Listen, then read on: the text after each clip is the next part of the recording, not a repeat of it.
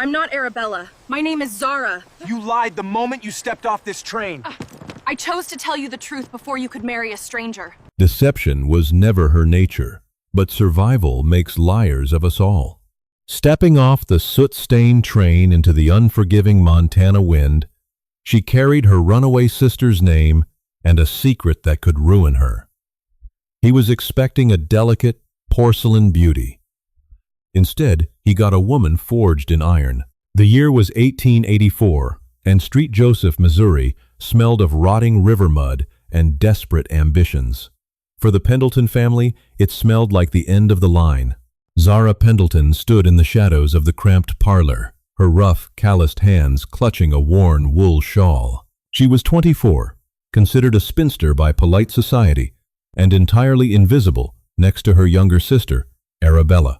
Arabella was the town's golden girl, a petite, laughing blonde with a porcelain complexion and a knack for charming everyone she met. Zara, with her dark, unruly hair, sharp jawline, and practical nature, was the workhorse who kept the Pendleton household from crumbling under their father's mounting debts. Artie Pendleton was a man who chased phantom gold mines and bad poker hands. He owed $800 to the Miller brothers, local loan sharks known for breaking knees before they broke a sweat. Salvation had come in the form of a newspaper advertisement. Montana rancher seeks respectable wife. Travel expenses and generous dowry provided to the family. The rancher was Wyatt Hayes, a man who owned 5,000 acres of prime grazing land near Bozeman. He had sent a substantial sum of money to secure his bride. Arabella was chosen to be that bride. But there was a twist that only Zara knew. Arabella despised writing. When Wyatt's letters arrived, full of poetic descriptions of the untamed West, the rugged mountains, and the lonely life of a cattleman, Arabella had tossed them aside. "Answer him, Zara," she had whined. "Tell him whatever a man living in the dirt wants to hear." And so, Zara wrote. Night after night, by the flickering light of a kerosene lamp, Zara poured her own soul onto the parchment. She wrote of her longing for wide-open spaces, her belief in hard work, and her quiet hope for a partnership built on mutual respect rather than mere ornament. Wyatt's replies were deeply moved and profoundly intimate. Zara fell in love with a man she was orchestrating for her sister to marry. Then came the night before the departure. A fierce thunderstorm rattled the windows of the Pendleton house. Zara woke up to the sound of a creaking floorboard. When she went to check Arabella's room, she found the bed empty and a hastily scrawled note pinned to the mattress. Arabella had eloped with Levi Jenkins, a traveling whiskey salesman with a silver tongue and empty pockets. Panic seized the household. Artie Pendleton's face drained of color as he stared at the note. The dowry money Wyatt Hayes had sent was already gone swallowed by the Miller brothers just hours prior. If a bride didn't get on that train to Montana, Wyatt would demand his money back, and Artie would be a dead man. "You," Artie said, his voice a trembling whisper as his wild eyes locked onto Zara. "You have to go." "Father, no." Zara stepped back, her heart hammering against her ribs. "I am not Arabella. He has a photograph of her. He is expecting a beautiful, delicate girl. Not me. You will wear her best traveling dress. You will use her name." Artie grabbed her shoulders, his grip bruising. "Zara, if you don't do this, the Millers will kill me. They'll burn this house down with you in it. Get on that train. Once you are married, he won't be able to undo it. You are Arabella now." The next morning, Zara was shoved onto the westbound Union Pacific train. She was suffocating in Arabella's tight, emerald green silk dress, a veiled hat pinned to her dark hair to obscure her face. The whistle blew, a mournful shriek that mirrored the terror in Zara's chest. The journey took 4 agonizing days. The train carved its way through the vast plains, leaving the humid air of Missouri behind for the thin, biting chill of the Dakota Territory, and finally, the rugged peaks of Montana. Every mile the train devoured felt like a step closer to the gallows. Zara couldn't sleep. The rhythmic clacking of the wheels seemed to chant, "Fraud, liar, thief."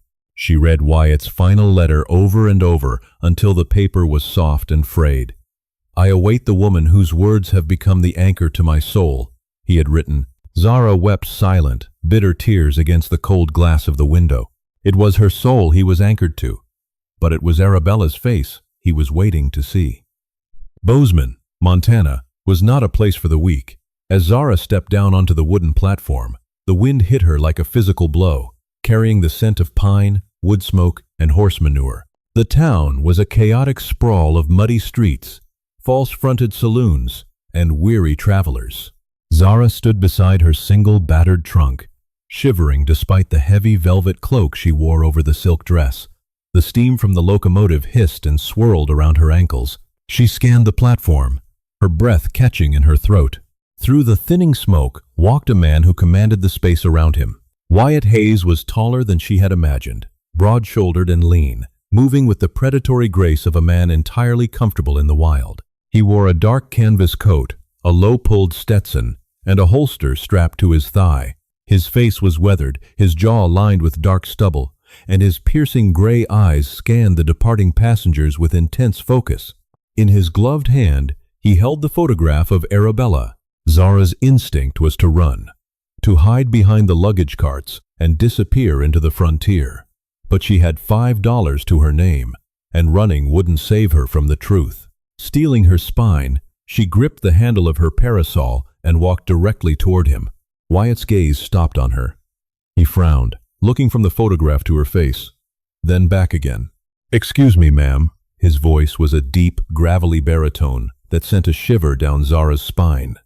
"I'm looking for Arabella Pendleton." Zara stopped 2 feet from him.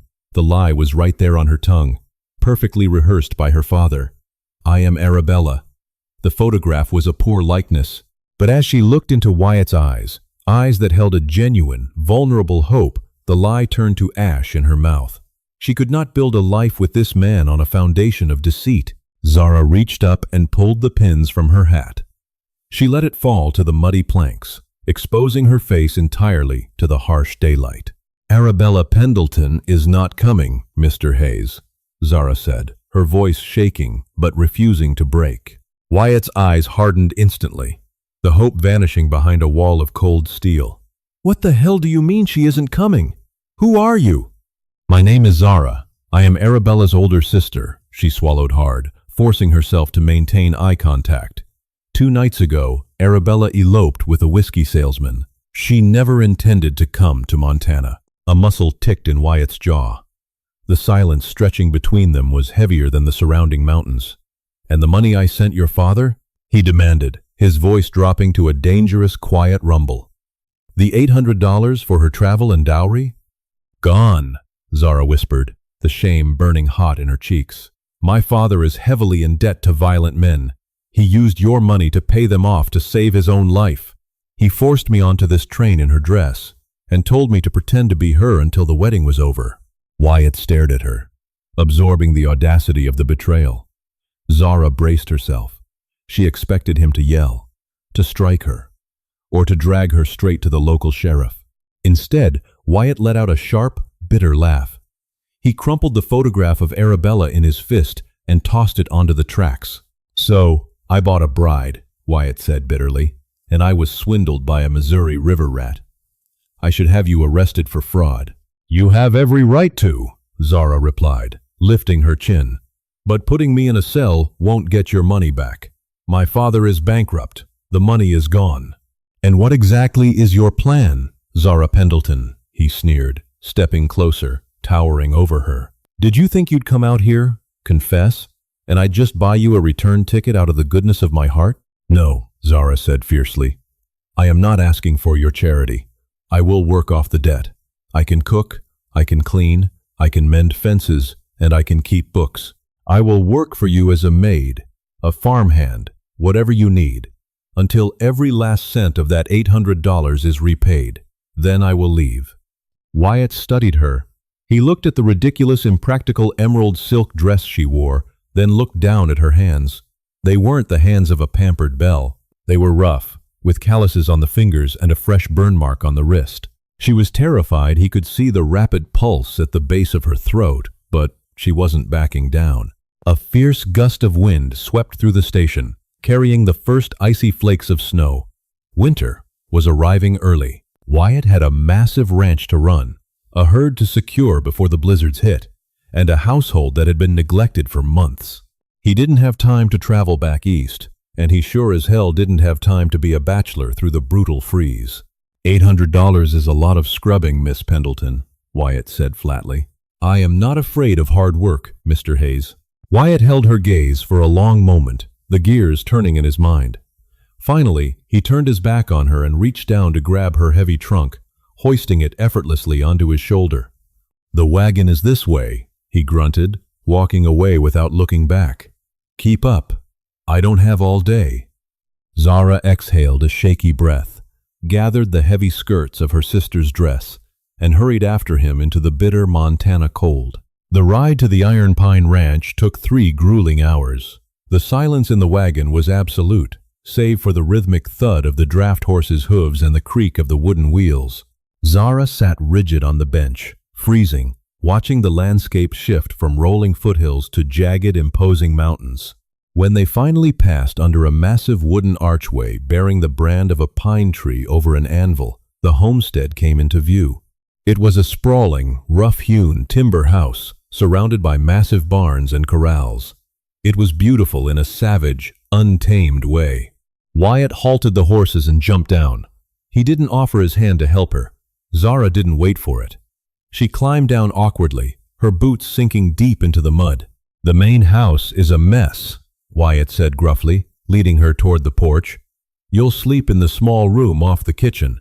You start at dawn. You cook the meals. You clean the house. And you stay out of my way. Understood, Zara said. As they stepped inside the dim, dusty foyer, Wyatt paused. He took off his Stetson, running a hand through his dark hair, looking at her with a strange, unreadable expression. There's just one thing I don't understand, Wyatt said, his voice softer now, almost conversational, yet laced with sharp suspicion. Your sister, Arabella, if she had no intention of coming, why did she write those letters? Why pour her heart out to a stranger, just to steal his money? Zara froze. The lie she had dismantled at the station suddenly reared its head again, but this time it felt infinitely more dangerous. She couldn't tell him the truth about the letters, not yet. She had stolen his money. If she admitted she had also stolen his heart through false pretenses, he would truly hate her. Arabella is complicated, Zara lied softly, looking down at the scuffed floorboards. Wyatt stepped closer, invading her space. He tilted his head, his gray eyes narrowing as he listened to the cadence of her voice. She must be, Wyatt murmured, staring intensely at Zara's face, because the woman who wrote those letters said she found peace in the silence of an incoming storm. And when that snow started falling at the station, you didn't flinch. You just closed your eyes and breathed it in. Zara's heart stopped. She had written that exact phrase to him just a month prior. I'll show you to your room, Wyatt said abruptly, turning away and breaking the spell. But as Zara followed him into the dark corridor, she knew with terrifying certainty that Wyatt Hayes was a man who noticed everything, and her biggest secret was still waiting to be unraveled. For the first 6 weeks, Zara's life at the Iron Pine Ranch was measured in calluses and frostbite. She was awake before the sun, her breath pluming in the freezing air as she hauled split pine to the heavy iron stove. She cooked hearty, massive breakfasts for Wyatt and his 12 ranch hands, men with weathered faces and names like Caleb, Dusty, and Old Emmett. At first, the men treated her with polite skepticism, aware of the tense, silent hostility radiating from their boss. But Zara didn't complain. She scrubbed the soot-stained floorboards, mended heavy canvas slickers, and butchered chickens with a grim, practiced efficiency that left the men quietly impressed. Wyatt kept his distance, a brooding storm cloud on the periphery of her existence. He spoke to her only to issue orders or point out chores, yet Zara felt his eyes on her. When she paused by the window to watch the snow sweep over the Bridger Mountains, she would turn to find him watching her from the doorway, his gray eyes dark and searching. He was looking for the ghost of the woman in the letters, unaware that she was standing right in front of him. The turning point came in late November, when a brutal whiteout blizzard hit the valley 3 days earlier than Caleb, the veteran foreman, had predicted. The storm struck with the howling fury of a cornered wolf.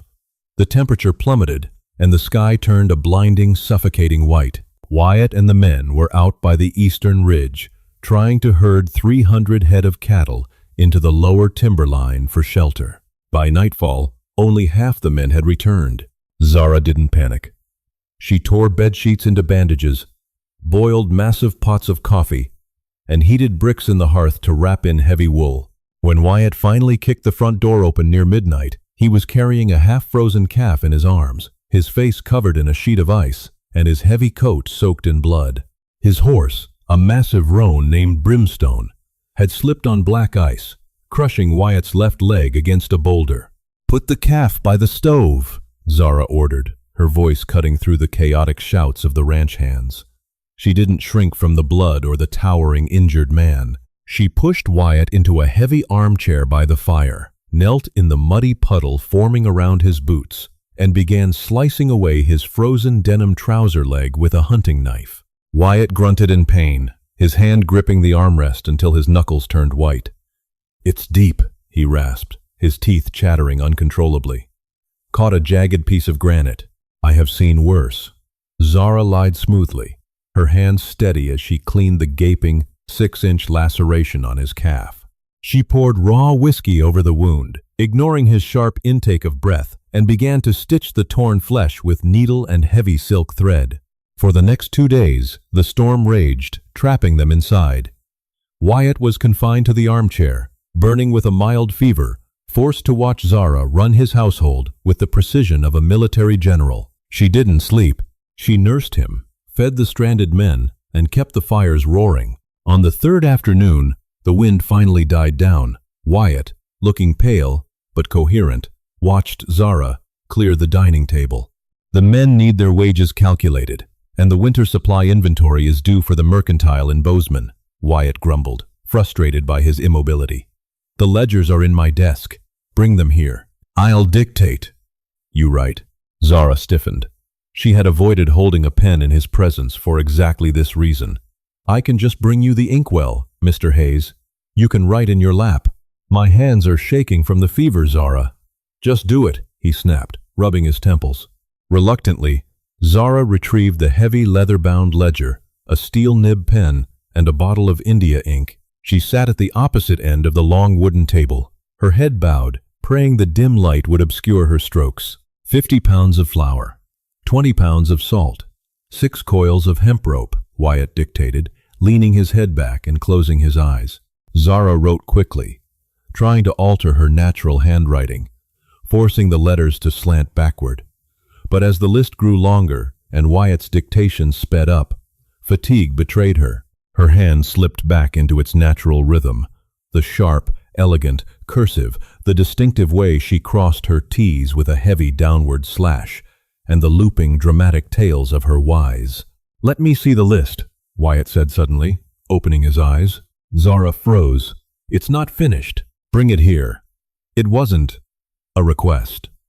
With a sinking stomach, Zara stood and handed him the parchment. Wyatt looked at the list. He stared at it for a long, agonizing minute. The silence in the room stretched until it felt fragile enough to shatter. Wyatt's eyes darted from the paper to Zara, then back to the paper. Without a word, he reached into the inner pocket of his coat, draped over the chair, and pulled out a folded, frayed piece of paper. It was the last letter he had received. He placed the supply list and the letter side by side on his lap.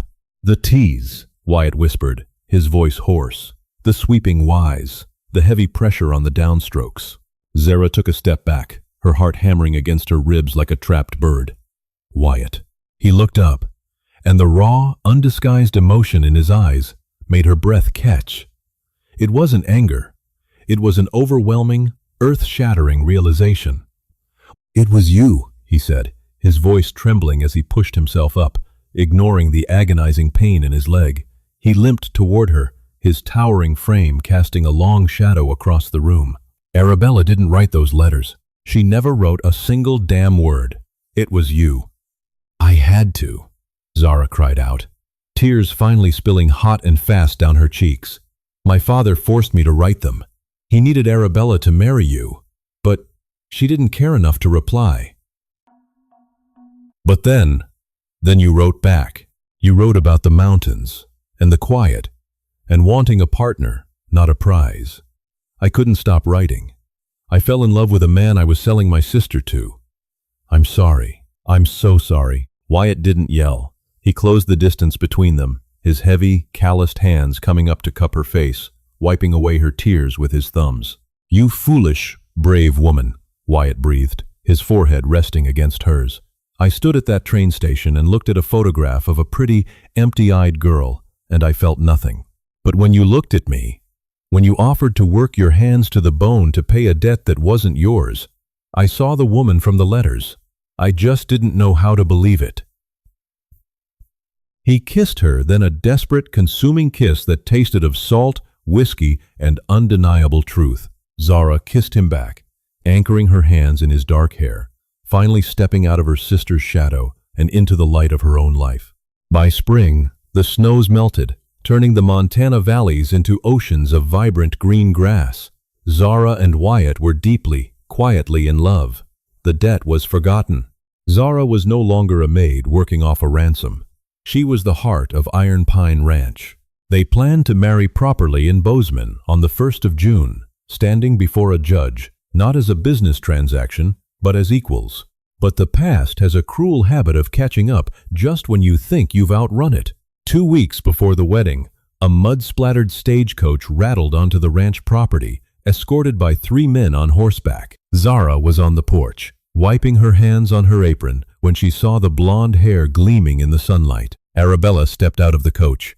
She looked thinner, her once immaculate clothes, travel-stained and frayed, but her chin was tilted in that familiar, arrogant angle. Beside her stood a man Zara recognized with a jolt of pure terror. Gideon Cross. He was a notorious bounty hunter, a ruthless man hired by the Miller brothers back in Street Joseph. Wyatt stepped out of the barn, his hand instinctively dropping to the Colt, .45, strapped to his thigh as he assessed the armed men. "Zara!" Arabella called out, marching toward the porch with a look of supreme entitlement. "Thank God! What a dreadful, savage place this is. Look at you. You look like a common field hand." Zara's blood ran cold. "Arabella, what are you doing here?" "Levi left me," Arabella sneered, waving a dismissive hand. "Stranded me in Denver with nothing. But then Mr. Cross here found me. He told me the most fascinating news. Apparently our father is dead, drank himself into an early grave, and the Millers are looking for their $800. But Mr. Cross also told me that the rancher I was supposed to marry just discovered a massive silver vein on his eastern ridge. You're sitting on a fortune, Zara, and you're sitting in my rightful place." Wyatt walked up to the porch, placing himself deliberately between Zara and Arabella. He looked at Arabella with a gaze so cold it could have frozen the Yellowstone River. "You must be the runaway bride," Wyatt drawled, his voice deadly quiet. Arabella batted her eyelashes, putting on her most devastating smile. "Mr. Hayes, I am so terribly sorry for the confusion. I was kidnapped, you see, by a wicked man. But I am here now. I am Arabella Pendleton, your rightful mail-order bride." "My rightful bride is standing behind me," Wyatt said, not breaking eye contact. Gideon Cross spat a stream of tobacco juice into the dirt and rested his hand on his gun belt. "Now, see here, Hayes. I hold a legal debt for $800 from the Pendleton family, and I hold a contract that says you bought the blonde. You owe the Miller brothers money, or you owe them the brunette to work off the debt in their saloons back in Missouri." Zara grabbed Wyatt's arm, terror slicing through her. The Miller saloons were a death sentence for women. Wyatt didn't flinch. He slowly unhooked the latch on his holster. "Let me explain how the law works in Montana, Mr. Cross," Wyatt said, his voice echoing like thunder across the quiet yard. "The debt was Artie Pendleton's. He's dead. As for the contract, Zara paid off her share in sweat and blood over the brutal winter, while this one was warming another man's bed in Denver." "I have papers," Hayes Cross began, drawing his weapon. Before Cross's gun could clear leather, Wyatt's Colt was out, the hammer cocked and pointed directly at the space between the bounty hunter's eyes. Caleb and the ranch hands appeared from the barns, rifles raised, surrounding the stagecoach.